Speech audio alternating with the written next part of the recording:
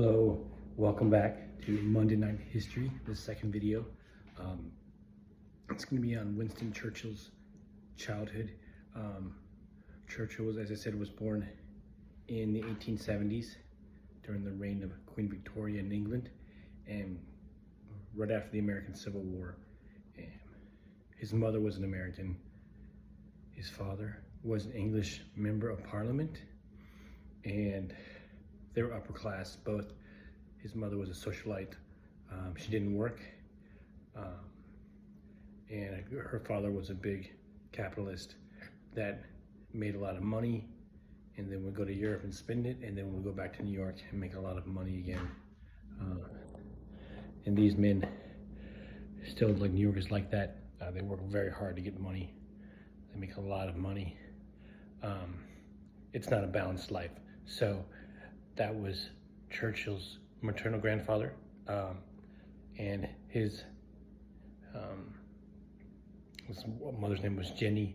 Now, she was a socialite, and this was the Gilded Age, so there was immense wealth. The economy was concentrated in the hands of few, and they were normally related to the English financiers. And English capital. England still had the capital in the 19th century. England had all the money. England was a superpower. To do deals, you had to go to London. And London still has a lot of money, but it was a much larger share of the world economy back then. Churchill grew up in his upper class family. His father was Randolph Churchill, and his mother was a socialite. Now, Randolph, in school, there was a prank, and somebody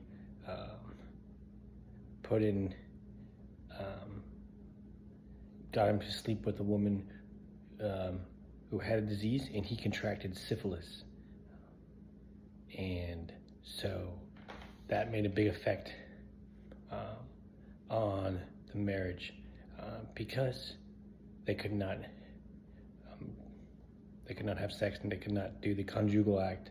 So, and Jenny had a lot of sexual passion, so she became into all kinds of affairs, and she wasn't around. Winston was born, and she wasn't around. In that time, the uber wealthy, still today, they have young women, governesses, to take care of the kids, to help with the kids. Really wealthy women still have that today. But his mother was not interested in him, and he was sent to school, and he would write his mother begging her to come see him, and the letters are sad, and she didn't go. She really didn't have any interest in him until he became a world leader. His father didn't actually like him very much, so Randolph Churchill. So he had a career. This was the time of Gladstone, Disraeli. They were great prime ministers, overseeing British expansion, the British Empire, 400 million subjects. The sun never set on the British Empire, and the sun never set on the problems of the British Empire. The Imperial British Navy controlled the seas. It had for 400 years.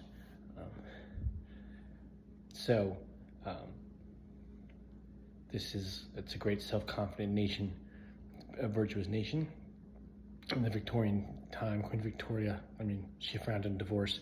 Nowadays, it's different, because we know there's all kinds of things that cause divorce, and we're more merciful or more objective about it. But back then, they didn't know all the situations.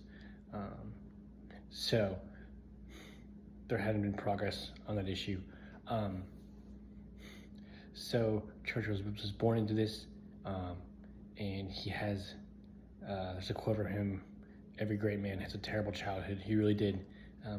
His nurse, his governess, was the one who showed him affection. Her name is Womb, and he loved seeing her, but he was often alone, and this caused in him later, he would get depressed. He'd have bouts of depression because he didn't have maternal love. He had a little bits and pieces, but interestingly enough, he became a great man, a world leader.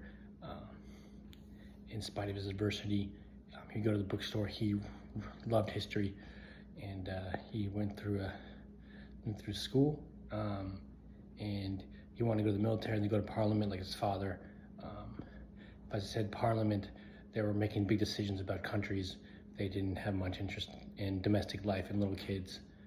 These are people that are into their careers. Parliament importance. Everyone watched what Parliament did a lot more than we watch Washington. We don't even like watching Washington anymore, but that was much more important in the life of Great Britain in the Victorian era. So he was isolated. He was a loner as a child. He had tough, and his mother would go on pleasure cruises with men who were married that she would be having affairs with. She was, the biographer calls her a sexual adventuress. She really was like that. He also calls her shallow and vain, his mother. So, but he did have a good nurse, a good governess, but most of the time he's alone. So he learns emotional self-reliance, but also he has sadness and present, and something that it shouldn't be this way. A lot of homes are like that. And, well, I have opinions, but what can we do? We all have to take care of our own homes first, and that's a lot, and we all know that. But so that was Winston Churchill's, maybe he became a family man. He loved his family. He never cheated on his wife. And he was always around. He had dinner. He would have dinner later, include everyone. He overcame his childhood, and he started to study. Like, I read a lot, but he would read 50 pages a day, something insane. They didn't have TV back then, but there was dice games. There's other things you could do. You could play. You didn't have to read. He studied a lot. He learned the English language. He studied history. Became a great historian. Especially, he loved England. He became to love England. Even though his mother was American, he was born into this, and his ancestor was Marlborough, centuries before, had done great deeds in the Low Countries for the crown, and they defeated the French or something. I got to look that up, but it was they're great military victories. Back then, soldiers could get paid big if they helped the crown. The king would reward them with lands. He would give them charters, and the lands were the source of income. It's kind of like the companies, just stocks. You would get tons of stock of a profitable company. That would be today's paradigm. So that's how his childhood was, and it's amazing that he strove against it, but he never was religious. He believed in Christian civilization, maybe because his childhood was so sad. He had a tough time believing in God.